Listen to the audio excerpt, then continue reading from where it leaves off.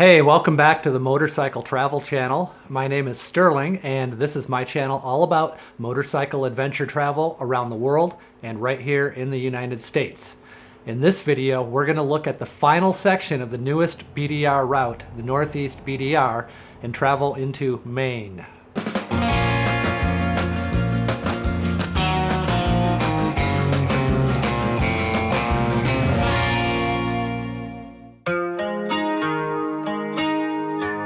Maine's one of the least populous states in the nation, so you want backcountry discovery, we're gonna show it to you.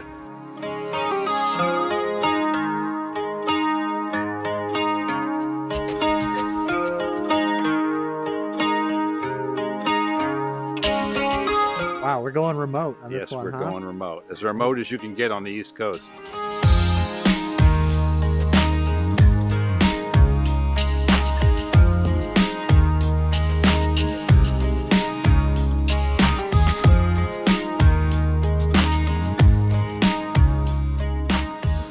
Well, good morning. It's day 8 on the Northeast Backcountry Discovery route into Maine, the final stretch of this journey.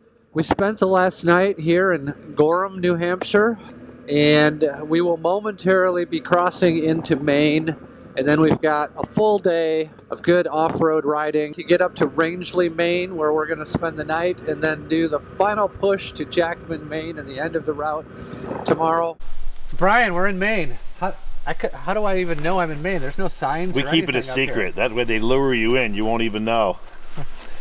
Now we're on a back road here. Obviously the main road has a sign, but right here in the country, the borders don't mean much to us up here, so. Yeah, you would not even know you're crossing in Maine other than the GPS track and the dotted line. I could just see that all of a sudden we left New Hampshire and we're in Maine, heading up to Rangeley, Maine. It's going to take us most of the day to get up there. What are we going to encounter today besides mosquitoes? Well, we're gonna the Maine state bird. Yeah, we're gonna be going down, down south here and getting some tough stuff, and come out through the lakes region, do some water crossings, and then basically the western part of the Maine and all the way up to Rangeley. Cool. Some tough stuff, some water crossings. Sounds like a good way to wrap up an epic BDR route.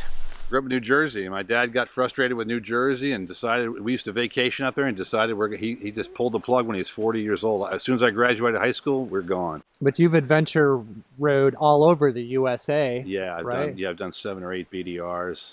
I grew up in a motocross background as a kid, so I started riding at 7 years old, started racing at 12 in District 6, New Jersey, Delaware, Eastern Pennsylvania. So I was always in the dirt first, and then got into road bikes for 10 years, and then back into motocross, and then adventure bikes came out, got involved with adventure bikes, and then discovered the BDR. Absolutely. The BDR and GPS have absolutely transformed this sport and what you can do, right? You can't run a BDR following a map. Following the track gives you the safety to follow and back it up with a map, and it's fantastic. It opens up a possibilities you never thought you could ever do.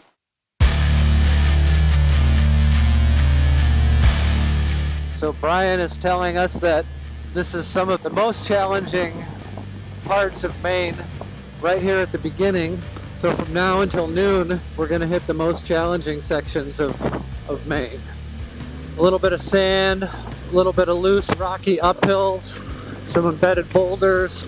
Just kind of bouncing around here. I feel like I could probably let a little bit of air out of my tires and be a little bit softer. I've been running more or less kind of street pressure this whole trip. Honestly, I haven't even checked since I started, since I put these new Bridgestone tires on and my new Woody's wheels. I bit the bullet and upgraded to a new set of Woody's wheels. Super strong, much stronger than the original stock wheels. Been happy with them so far, not a single issue.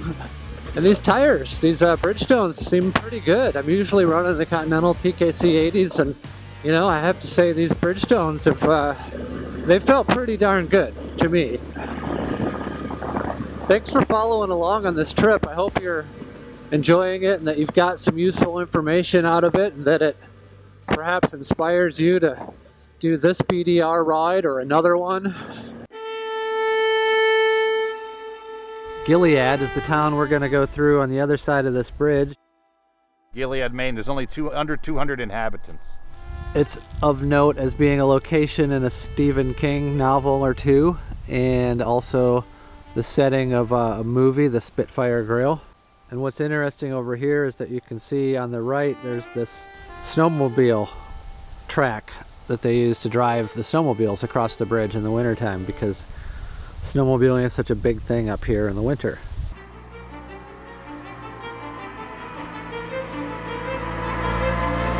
We went through a little water crossing there that we were thinking we might have to go around. The reason being that I didn't want to take a chance of tipping over in something that's so deep that all of my camera gear and laptop and hard drives and drone would get submerged. But went through it without even realizing that that was that section, so not as deep as it can sometimes be. So this is interesting. This is a sign out here in the Maine woods telling you that if you need help, call this number, and this is a helicopter landing pad out here. It's so remote that you can see it'd be impossible to get an ambulance in here. So they picked these spots where they could land safely, because you'd have to get here by four-wheeler or some other way, because we're getting into the back country. We're getting to be pretty remote. Cool. Those kind of signs get your attention.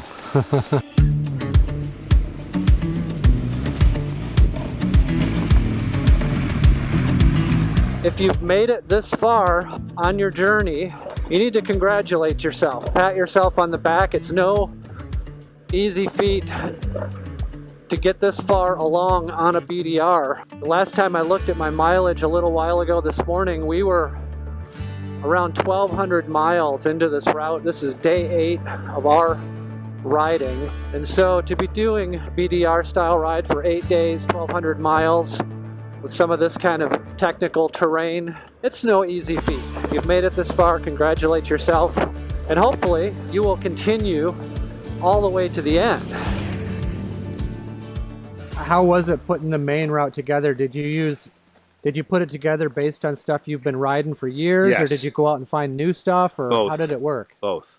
Stuff I've been riding for years, but the thing with the BDR is trying to put it all together in a route so it flows. I've done a lot of stuff. You do one day, you do a lot of out and backs, but I want to do a multi-day 300 mile and something that flows and goes on a journey, right? The BDR is a journey from point to point. So trying to put it all together so it flows nicely, pulls in the different elements, and shows people as much as we can. I mean, Maine is a massive state, right? It could have its own BDR, but we're making this part of the Northeast, so we're limited to the 2 days, 300 miles, but you're going to see a nice cross section of the mountains and the lakes region and remote, very remote areas that border national parks and paper company land and all that. Problem with Maine, if you move too much towards the ocean, to the coast, too many tourists, too much, we don't want to be near that. We want to be back country, right? So we're going to be out in the back country. It's exactly what we're trying to do. Stay away from people, stay away from population centers, and get out where we can enjoy what we do. A lot of the towns around here are named after European countries. So for example, back there we saw signs pointing to Norway. And that's pretty common up here. The beginning of this section of the main part of the Northeast BDR, super cool. We're in the woods, starting to feel kind of remote, a little bit more technical. That last section was pretty cool. We were going through the woods, up and down some, moderately steep hills with some loose rocks, gravel, some embedded rocks, some sand thrown in there for a good mixture. So quite a recipe for good adventure riding here in Maine. And now we're at this Melby's Market and Eatery. We're going to go in here, get some supplies, stock up, because this next section is going to be a long section with no services, nothing, no food, nothing in between here and Rangeley, Maine. So we're going to be doing that all morning, and we want to make sure that we're prepared for that journey. So let's check out this little store, and then let's get back on the trail. Look at that. So you got those here specially. That's a special thing. $2 bills and $half are trademarks. Oh, can you show me the whole stack? Holy cow, look at that. I haven't seen that many of those in a long time. I got more than that. Beautiful lake over here to my right. This is really cool. I feel like we're really getting remote. It's a sunny day, but it's raining at the same time. Might be getting into some weather. The good thing we got out of this weather, it's coming down hard. We just got up to Rangeley, Maine, and we got into our hotel a little early today, and it is a good thing because look at this weather. It is coming down hard out here. Just in the nick of time. We made it. Just in the nick of time before the skies unloaded. It's perfect timing.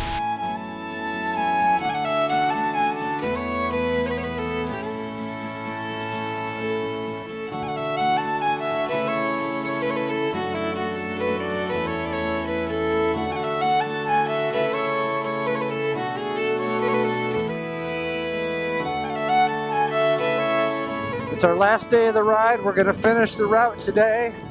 We're on old Highway 16. You can see the broken up pavement and the yellow stripe down the center of this road in some places from ages gone by. Kind of cool to just be riding on this old highway that's overgrown with trees and moss. And this is just rugged, remote, wild country up here. It's so cool. We're just going down these dirt roads through the forest, nothing but trees all around us. Temperatures drop down to about 50 some degrees, so it's cooled off quite a bit. As you can see, this big logging truck behind me, this is really cool. There's a lot of this activity going on up here. Logging is a big part of the economy in Maine. And we might see some more of those down the road, maybe hopefully see a moose. What a great way to end this BDR. This last section is so much fun. It's like a freeway through the wilderness. Yeah, the population in this area, in Maine, New Hampshire, these are like vacation land. Maine is known as vacation land. The population more than triples, almost quadruples in the summer around the lakes, around the ocean. So we had to make sure the BDR avoided a lot of those places, or you just run into a ton of traffic. And you know, we want to stay out in the backcountry. We want the remote area. That's what we're looking for. So. We got our last gas, fuel, the last vestiges of civilization. Once we turn the corner up here, it's going to get really remote. Nothing in between here and Jackman, where we finish this route. Really looking forward to this. It's going to be such a cool finale to this route. It's been getting more and more remote along the way. And now we're just going into the most remote part of all. What a great way to wrap it up. Fantastic. Good job. Absolutely. Loved it. See you down the road.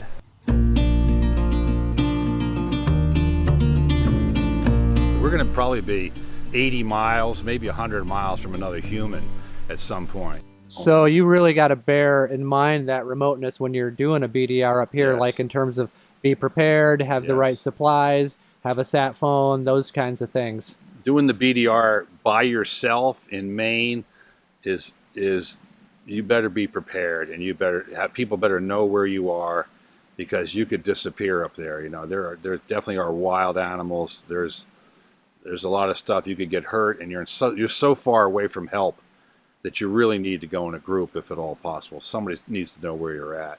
It's beautiful and all, but there's a lot of treachery around. There's a lot of terrain, and you're just a long way away from anybody. If you fell and got trapped under your motorcycle, or you got knocked out, or you broke a wrist where you couldn't operate your throttle, you could be in real trouble. You know, real trouble. You're a long way.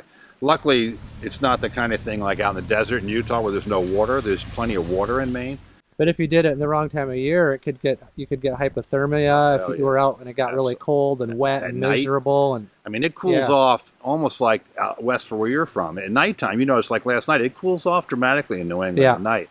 It's not like some of the eastern seaboard where it's still 80 or 90 at night. That doesn't happen up here. You're going to get into the 60s a lot of time at night, so that you could definitely get hypothermic if you had to spend a night out there.